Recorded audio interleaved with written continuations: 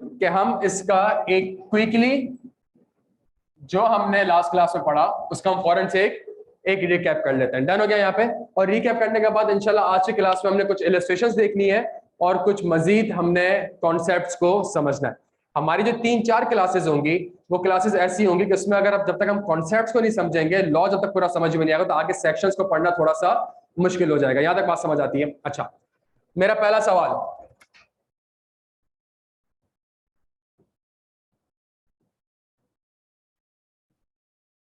हाँ जी, what is company? हाँ जी, what is company? हाँ जी, फॉर्म, फॉर्म एंड का वर्ड है, हाँ, and register under, under this act. कौन सा एक्ट? Companies act 2017। अब एंड का वर्ड नहीं है, अब और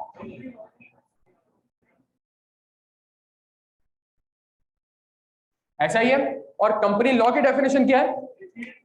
हाँ जी, 2013 भी आ गया उसमें, सॉरी 1913 भी आ गया, 1984 भी आ गया, 2016 भी आ गया और ये एक्ट भी आ गया। सही है। और यहाँ पे वर्ड और का क्यों यूज हुआ है? बिकॉज एक कंपनी उस वक्त के कानून के हिसाब से एक ही वक्त बनेगी, ऐसा नहीं कि लॉ चेंज हो तो उसको वापस से बनानी पड़ेगी। सही है। हाँ, लेकिन यहाँ पे एंड का वर्ड बड़ा जरूरी है, बिकॉज सिर्फ कंपनी फॉर्म नहीं करनी, आपने कंपनी रजिस्टर्ड भी करनी है। तो इसका मतलब यह है कि आगे जाके आपके पास कंपनी फॉर्म करने का भी सेक्शन होगा और कंपनी रजिस्टर्ड करने का भी सेक्शन होगा। क्या यहां तक बात समझ आती है? अच्छा, फॉर्म करनी है तो कंपनीज एक्ट के हिसाब से करनी होगी, ठीक है, और रजिस्टर्ड करनी है तो वो भी कंपनीज एक्ट, और कंपनीज एक्ट के हिसाब से जब करनी है तो इट मींस कंपनीज एक्ट ने आपको कोई ना कोई तरीका बताया होगा किस तरीके से करनी है। लास्ट क्लास में हमने एक सेक्शन पढ़ा था और वो था सेक्शन, सही है। अब सवाल ये होता है what is company form and registered. तो अगला सवाल मेरे पास ये आता है, हु इज,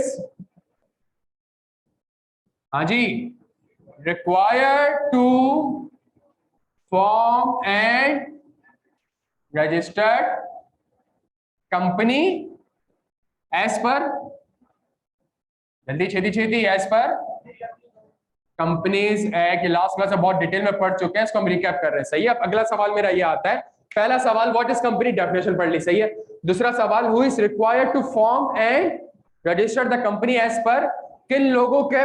तो यहां पे सेक्शन ने कहा कि भाई कोई भी, हाँ जी, कोई भी एसोसिएशन, हाँ जी, कोई भी पार्टनरशिप और एंटिटी अगर बनी है, क्यों बनी है, किस किस मकसद के तहत बनी है, जल्दी बना दें, किस मकसद के तहत बनी है? To acquire gain.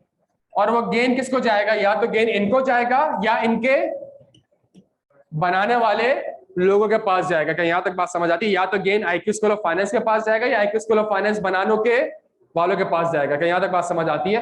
एक्वायर क्या करना है? गेन। और ये जो लोग हैं, ये कितने लोग हैं? हाँ जी, मोर देन 20%। इट मीन्स अगर 20 से ज्यादा लोग, 20 से ज्यादा लोग अगर कोई एसोसिएशन बनाते हैं, पार्टनरशिप बनाते हैं या एंटिटी, यहां पे कंपनी का वर्ड यूज नहीं होगा। क्यों नहीं होगा? कंपनी का मतलब ही वो जो कंपनीज एक्ट के हिसाब से बनी हो, तो ये तो अभी कंपनीज एक्ट के हिसाब से नहीं बनी। तो कोई भी एसोसिएशन, एसोसिएशन क्या होती है, पार्टनरशिप क्या है, एंटिटी क्या है, सबको डिटेल में डिस्कस किया था लास्ट क्लास में। अगर 20 से ज्यादा लोग एक एसोसिएशन बनाते हैं, पार्टनरशिप बनाते हैं, कोई भी एंटिटी बनाते हैं, अब एंटिटी का वर्ड यूज हो गया, इट मींस कोई भी ऑर्गेनाइजेशन बन गई वो इस एंटिटी की डेफिनेशन में फॉल। ऐसा हो सकता है कोई चीज पार्टनरशिप की डेफिनेशन में फॉल ना करे, ऐसा हो सकता है कोई चीज एसोसिएशन की डेफिनेशन में फॉल ना करे। तो कंपनीज एक्ट ने कवर करने के लिए कौन सा वर्ड यूज कर लिया? एंटिटी का। कोई भी अगर एक लीगल एंटिटी है, कोई भी स्टेटस है, 20 से ज्यादा लोग हैं, मकसद क्या है? गेन कमाने का। क्यों?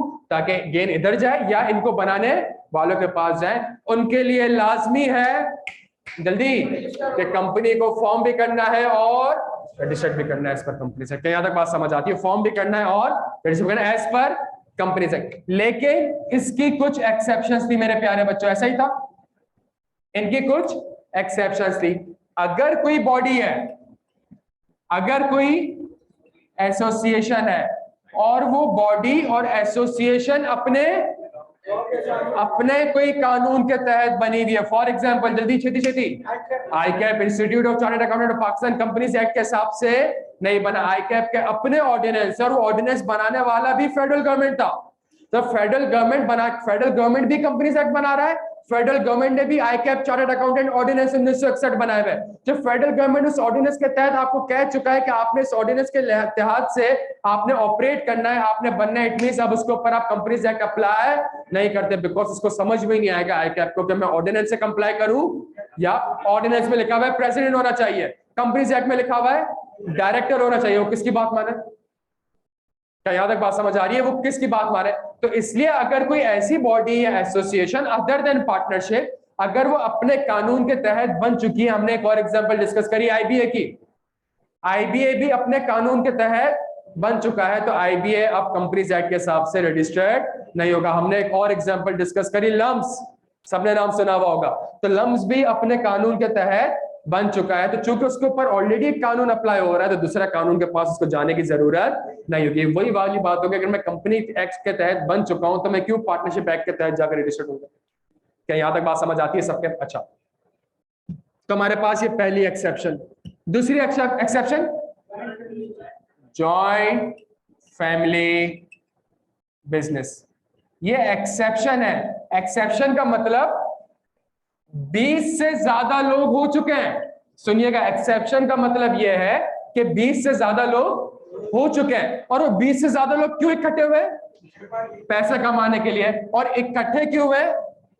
ताकि एसोसिएशन को प्रॉफिट जाए या उनको बनाने वाले उनको भी कंपनीज, ये मेन रूल है कि 20 से ज्यादा लोग हो गए, पैसा कमाने के लिए बैठे हुए हो, कंपनी बनाओ। यहां पे 20 से ज्यादा लोग हैं लेकिन कंपनी आपको बनाने की जरूरत नहीं है, बिकॉज ज्वाइंट फैमिली बिजनेस है।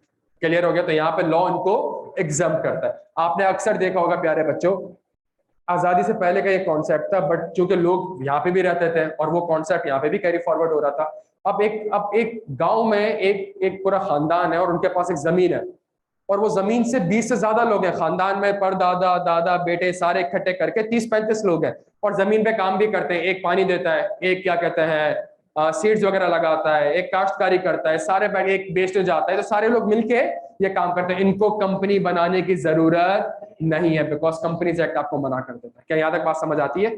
तीसरी एक्सेप्शन हमारे पास है, इसी में क्या कॉन्सेप्ट आ गया? पार्टनरशिप। अगर कोई ज्वाइंट फैमिली आपस में पार्टनरशिप कर रही है, कौन ज्वाइंट फैमिली पार्टनरशिप कर रही है, तो उनको भी कंपनी बनाने की जरूरत नहीं है। बस शर्त एक होगी, 20 से ज्यादा नहीं एक्सीड होने चाहिए। बिकॉज अब आप बैठ के वाकई में एक एसोसिएशन बना रहे हो, एक पार्टनरशिप कर रहे हो, दो खानदान आपस में मिलने जा रहे हैं, तो अब आपका ये 20 वाला नंबर इंटैक्ट रहेगा, और आपको 20 से ज्यादा चुके लोग हो गए, तब आपको कंपनी बनाना जरूरी है। काम करने से मना नहीं करता, वो आपको कहता है काम करें लेकिन कंपनी बनाए। क्लियर हम सारे यहाँ तक? अच्छा, और चौथी चीज, हाँ जी, चौथी चीज प्रोफेशन। इसमें डॉक्टर्स आ गए, इसमें लॉयर्स आ गए, इसमें आपने अक्सर वर्ड सुना होगा Sindh high court bar association, अक्सर आपने ये वर्ड सुना होगा, सही है? Sindh high court bar association. तो ये एसोसिएशन है, ये कंपनी नहीं है। ये कंपनी के हिसाब से वो एसोसिएशन नहीं बनेगी। क्यों? उनके अपने कानून के तहत ये लिखा होगा कि आप एक कंपनी नहीं बन। अब पाकिस्तान में लाखों लॉयर्स हैं, अब जब लाखों लॉयर्स हैं तो एक लॉयर्स के कुछ लोग सेलेक्ट करने पड़ेंगे, एक एसोसिएशन बनानी पड़ेगी। वो 20 से ज्यादा भी हो सकते हैं और वो लॉयर्स के लिए काम कर रहे हैं, लॉयर्स की एक रिप्रेजेंटेशन है, उनको कंपनी बनाने की जरूरत, बिकॉज वो एसोसिएशन जिस कानून के तहत बनी है वो कानून ही आपको मना करता है कि आप कंपनी नहीं बना सकते। इसी तरीके से प्यारे बच्चों, आईकैप प्रोड्यूस करता है चार्टर्ड अकाउंटेंट। चार्टर्ड अकाउंटेंट कल को ऑडिट फर्म बना सकता है। जब वो ऑडिट फर्म बना सकता है, वो ऑडिट कंपनी नहीं बना सकता। क्यों? बिकॉज चार्टर्ड अकाउंटेंट ऑर्डिनेंस में लिखा हुआ है, क्या लिखा हुआ है? कि आप लिमिटेड लायबिलिटी कंपनी नहीं बना सकते। क्या यहां तक मेरे प्यारे बच्चों बात समझ आती है? तो हमारे पास ये 4 एक्सेप्शन है। अगर आप वो हैंडआउट अपने सामने रखें तो कुछ टेक्निकल डिस्कशन आपसे करनी है, जल्दी से आ जाए।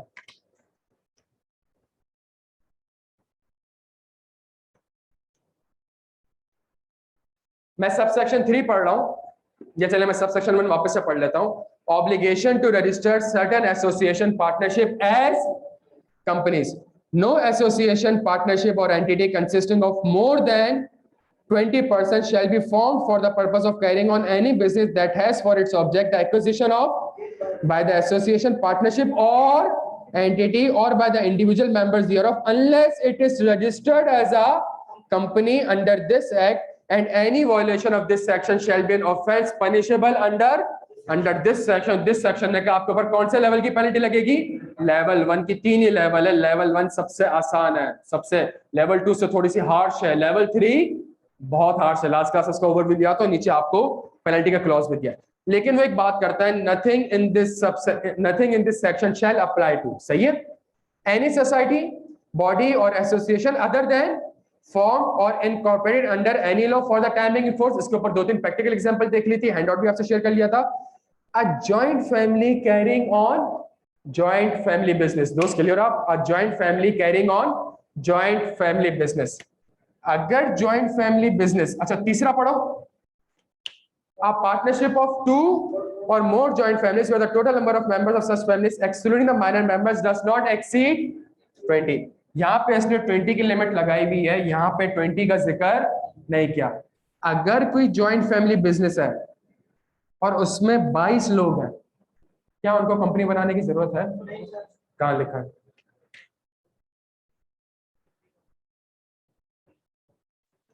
मेरे भाई कहाँ लिखा है? तुम हैंडआउट तो खोल के रखो यार। यार हैंडआउट है तो तुम्हारे पास है तो तुम उसके साथ नहीं बैठ सकते मेरे भाई। मेरे भाई इल्म हासिल करो, चाहे तुम्हें चीन ही क्यों ना जाना पड़े, तो पीछे कुर्सी तक नहीं जा सकता यार।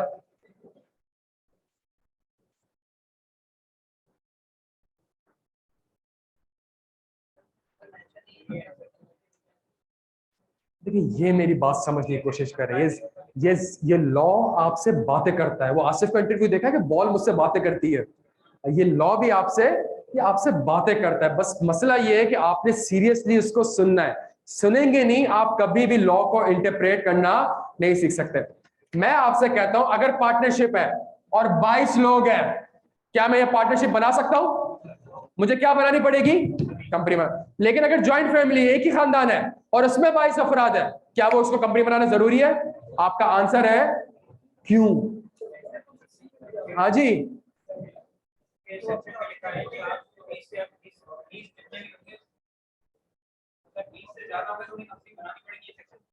सब सेक्शन में आप कभी भी ये ना देखें सब सेक्शन सी क्या कह रहा है, सब सेक्शन कभी भी ये ना देखें सब सेक्शन बी क्या कह रहा है। आप ये देखें कि मेन सेक्शन क्या कह रहा है। मेन सेक्शन कह रहा है अगर 20 से ज्यादा लोग होंगे तो कंपनी बनाना जरूरी है, और फिर कहता है nothing in this section shall apply.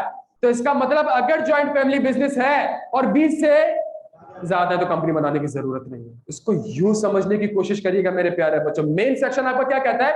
अगर 20 से ज्यादा लोग हो गए, चाहे एसोसिएशन हो चाहे पार्टनरशिप हो, कंपनी बनाना जरूरी है। और फिर नीचे कहता है nothing in this section shall apply, और क्या वर्ड यूज कर देता है? जॉइंट। अगर जॉइंट फैमिली बिजनेस में 220 लोग भी हैं, 220 पर्सन भी हैं, तो वो तो खुद कहता है कि ये वाला सेक्शन अप्लाई होगा। लॉ को इस तरीके से थोड़ा सा पढ़ेंगे तो आपको अपने सवालात के आंसर खुद मिलना स्टार्ट होंगे। बच्चों क्लियर है? हम सारे यहां तक, हमारे यहां तक बेहतरीन हो गया। अच्छा, और फिर चौथी चीज, a partnership form to carry on. Last class में मैंने आपसे एक सवाल पूछा था और मैं आपके सामने इसको रख रहा हूं, ऐसा ही है। मैं आपके सामने किसको रख रहा हूं? इस चीज को रख रहा हूं, ठीक है। और यहां पे हमने पहली इंटरप्रिटेशन ये समझी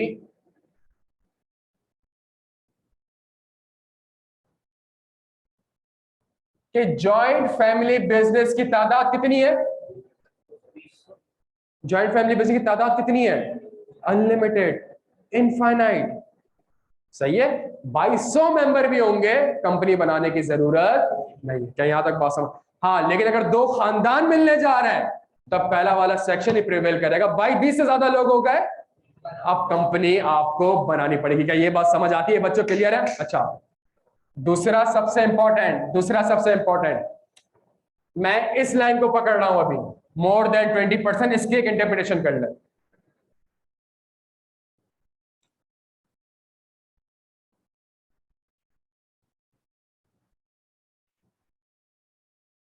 छह लोग हैं उन्होंने कंपनी बनाई, उन्होंने एक पार्टनरशिप बनाई या एसोसिएशन बनाई, 4 बंदे फाइनेंस में रखे, 2 बंदे एचआर में रखे, 4 बंदे कहां रखे, एडमिन में रखे, और इसके अलावा 8 बंदे लेट से पियोन वगैरह रखे। कितने हो गए मेरे भाई? हाँ जी, 26 24 24 हो गई। क्या कंपनी बनानी चाहिए? क्या कंपनी बना, अब अगली इंटरप्रिटेशन समझ रहे, क्या कंपनी बनानी चाहिए? नहीं सर, कंपनी बनाने की जरूरत नहीं है। क्यों? आप इन लोगों को इंक्लूड नहीं करेंगे। सिर्फ किसको इंक्लूड करेंगे? कहां लिखा हुआ है? सेक्शन लिखा ही इसी तरीके से, अगर आप सेक्शन में वापस आए, नो एसोसिएशन पार्टनरशिप और entity consisting of more than shall be formed for the purpose of carrying on। तो जो ओनर है वो बिजनेस कैरी कर रहे हैं, ये लोग बिजनेस कैरी नहीं कर रहे हैं। इस बिजनेस से जो गेन होगा वो ओनर लेके जाएगा या पार्टनरशिप लेके जाएगी, ये लोग लेके नहीं जाएंगे। तो क्या यहां तक बात समझ आती है बच्चों? तो बड़ा इंपॉर्टेंट है कि अगर पेपर में इस तरीके से सवाल आ जाए तो हम कहेंगे नहीं जी, जिन लोगों ने फॉर्म करी है, जो गेन एक्वायर करने जा रहे हैं, उन लोगों को हम काउंट करेंगे, उसके अलावा किसी और को काउंट नहीं करेंगे। क्या ये बात समझ आती है मेरे प्यारे बच्चों? दूसरी इंटरप्रिटेशन हमने यहाँ पे ये देख ली। क्लियर है हम सारे यहां तक? अच्छा, इस सेक्शन से मेरे और आपके ऊपर, और हम सबको पता है, ignorance of law is not an excuse. अगर ये लॉ आ गया कंपनीज एक्ट, इट मींस इस मुल्क की हुकूमत ने आपसे मुखातिब होके आपसे ये बात कह दी है, चाहे आपने पढ़ा हो, चाहे आपको पढ़ना आता हो या ना आता हो, ये कानून आपके ऊपर लागू हो चुका है। अब जब ये कानून लागू हो चुका है तो इसका मतलब ये है कि जब मैंने ये कानून पढ़ा तो मैंने कहा यार मुझे तो कंपनी बनानी चाहिए। क्यों? मैं तो इनमें एक्सेप्शन में फॉल नहीं करता, मेरे तादाद भी 20 से ज्यादा है, तो मैं ना एक्सेप्शन में फॉल करता हूं, मुझे तो कंपनी बनानी पड़ेगी, नहीं बनाऊंगा तो लेवल 1 की पेनल्टी लग जाएगी। क्या यहां तक बात समझ आती है प्यारे बच्चों? अगला सेक्शन सिक्वेंशियली कौन सा आना चाहिए? जल्दी जल्दी जल्दी, फॉर्म। अब जो अगला सेक्शन हम पढ़ेंगे वो क्या पढ़ेंगे? फॉर्म का। भाई कंपनी फॉर्म कैसे होगी, सही है? उसके लिए हमारे पास एक सेक्शन है प्यारे बच्चों, और आज की क्लास का हम आगाज करते हैं। तला साहब,